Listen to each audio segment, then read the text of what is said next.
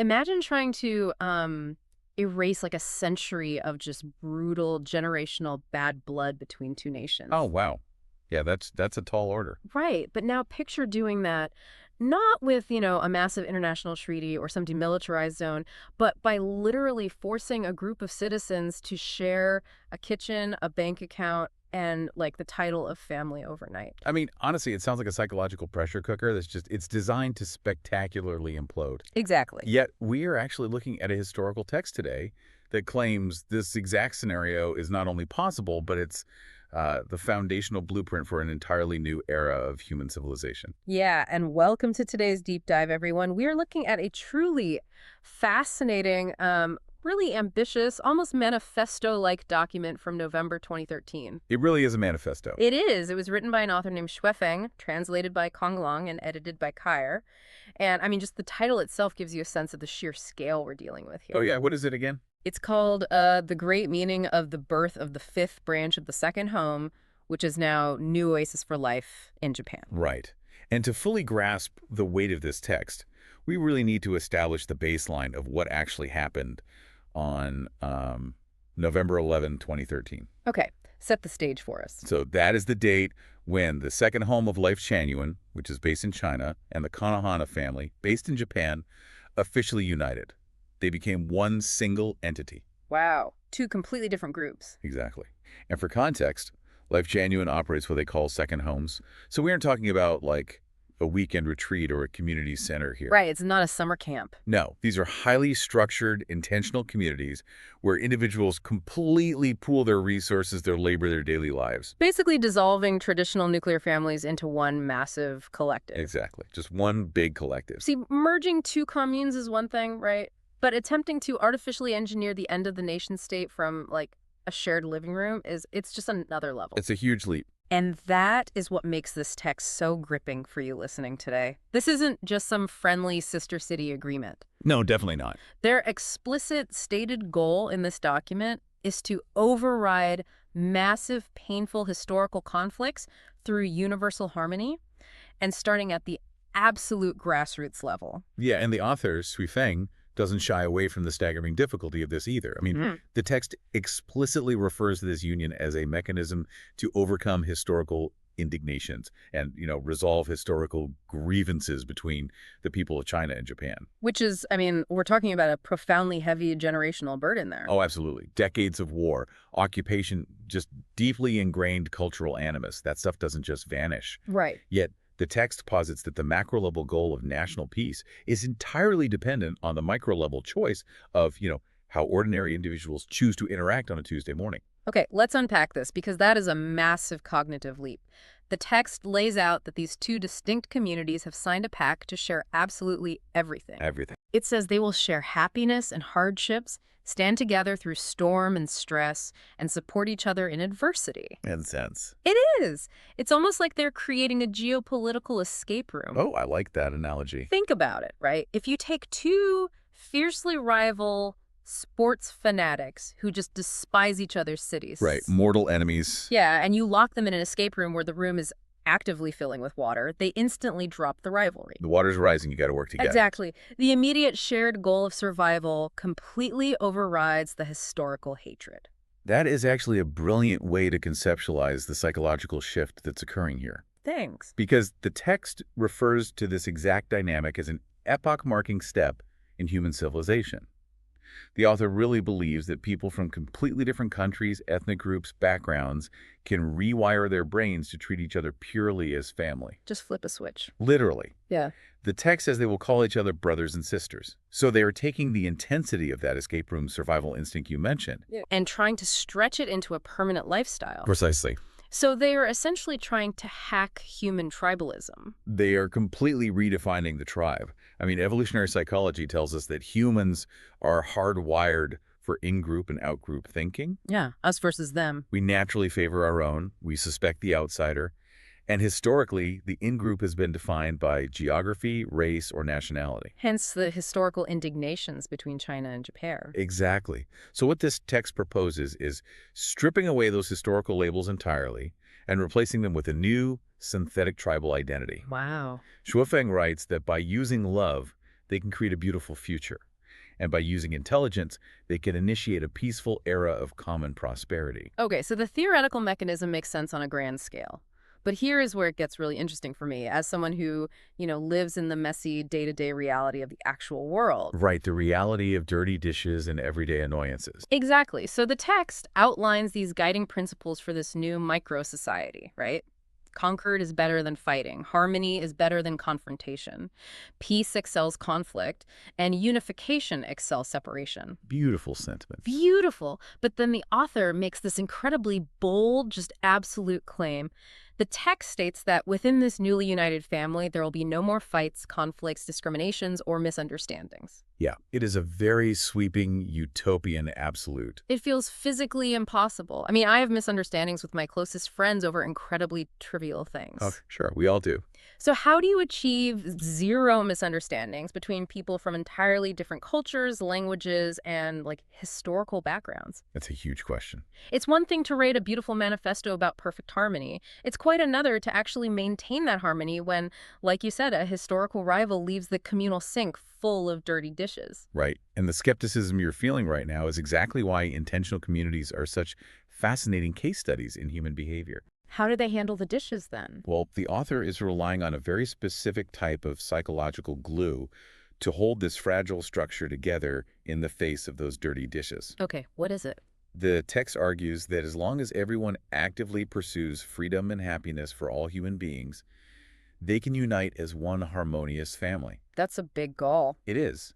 The shared goal is meant to act as, like, a universal solvent for petty disputes. So because the overarching identity every single day is, I don't know, architect of ultimate human happiness, Right. the theory is that the friction of a language barrier or a personal annoyance simply dissolves. Exactly. The dishes in the sink aren't a slight against your Japanese or Chinese heritage. Washing them just becomes this shared act of service toward this massive utopian project. The mundane becomes infused with the transcendent. That's beautifully put.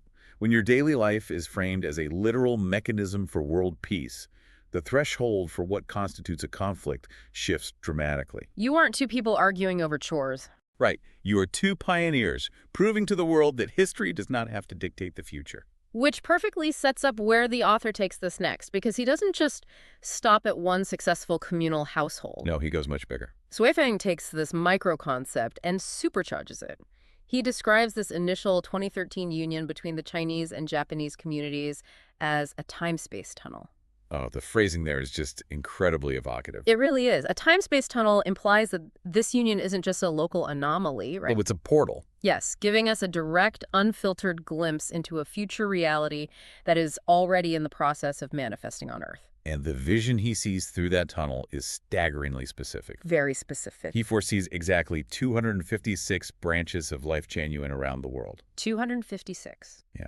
The text doesn't really explain the math behind the number 256, but the vividness of the world he describes it's captivating.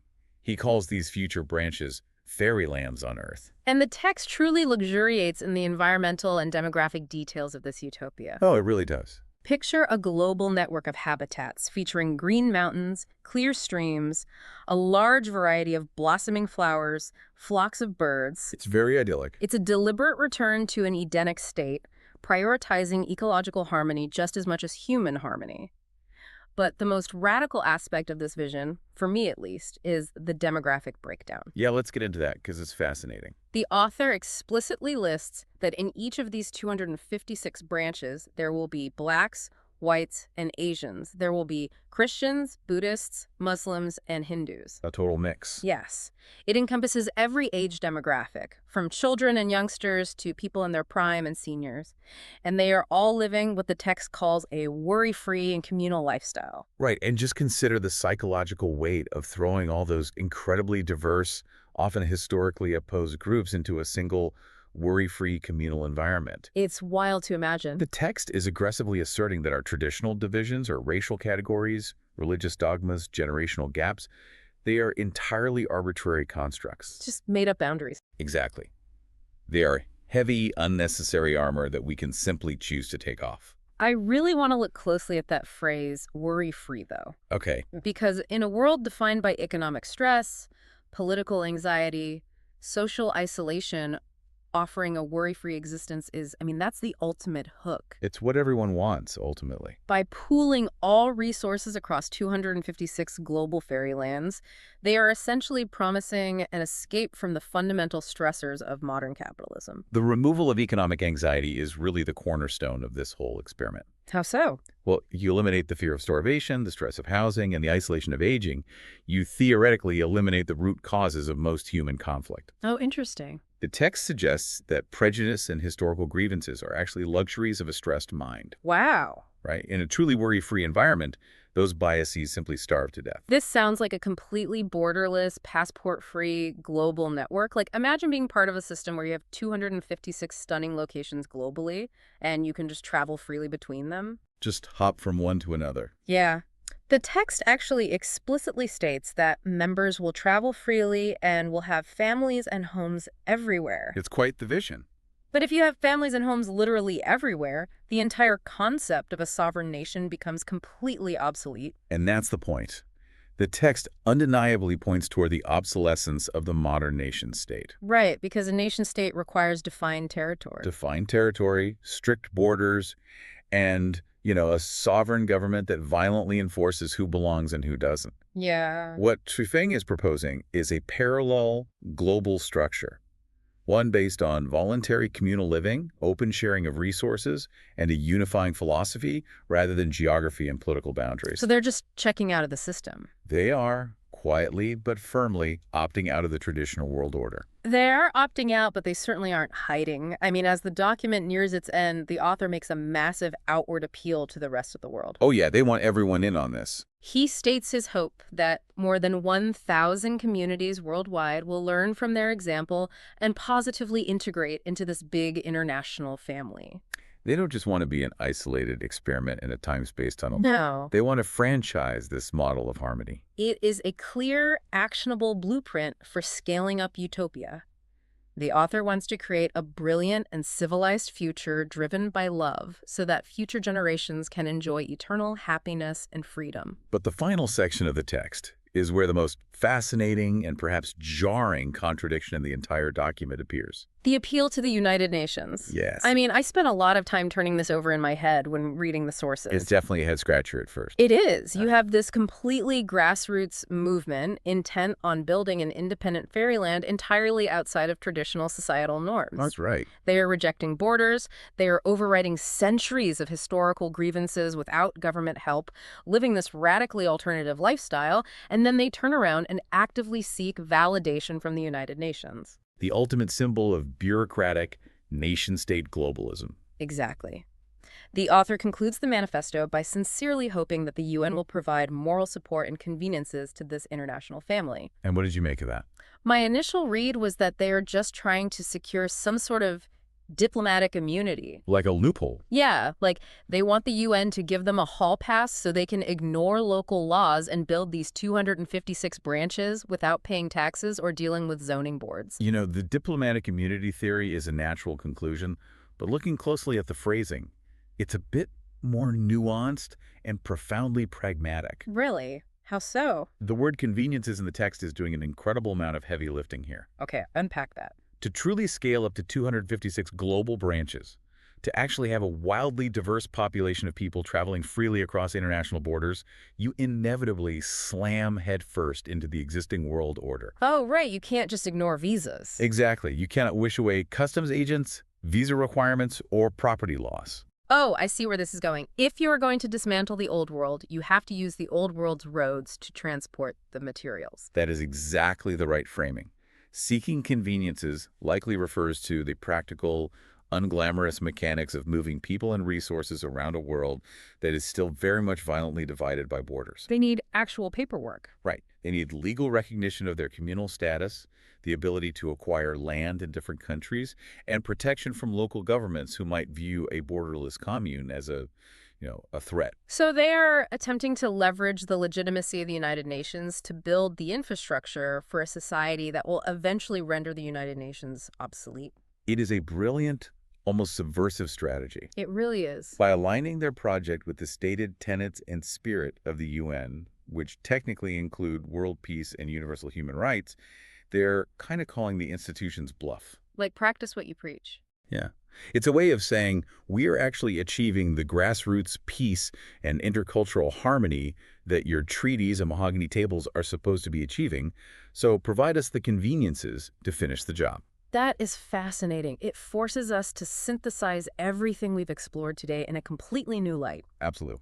This 2013 document by Feng is far more than a simple newsletter announcing a merger between two communes in China and Japan. It's much bigger than that. It is a highly engineered, radical blueprint for world peace that starts from the absolute bottom up. It proposes a mechanism that defies conventional diplomacy. Yeah, bypassing all the red tape. By starting small, uniting historical rivals through shared communal living, and focusing entirely on a shared desire for a worry-free life, humanity can bypass governments entirely. That's the dream, right? The text argues we can scale up from a shared kitchen sink to 256 global branches to an open invitation for 1,000 communities to join a borderless network of harmony. Regardless of whether you view this document as an achievable reality or just a deeply naive utopian dream, it proves that there are people actively, physically trying to live out the peace that the rest of the world is still violently negotiating. Right, they are doing it, not just talking about it. It challenges the assumption that monumental change has to come from monumental institutions. It asks a fundamental question of every reader. If a deeply entrenched historical hatred can be dismantled by simply redefining the concept of family, what other seemingly impossible global problems are just waiting for a shift in perspective? That is such a profound point, and thank you so much for joining us on this deep dive. It's been great. We started today by picturing those mahogany tables and treaties, wondering if there was another, more personal way to heal deep historical wounds. And we definitely found one. This text certainly offers a vivid, challenging alternative, but I want to leave you, the listener, with a lingering question to ponder on your own. Oh, a closing thought. Yeah. The text promises this incredible, idyllic fairyland where you can travel freely across the globe and find a welcoming home everywhere you go, a place totally devoid of conflict, discrimination, or cultural friction. Sounds perfect.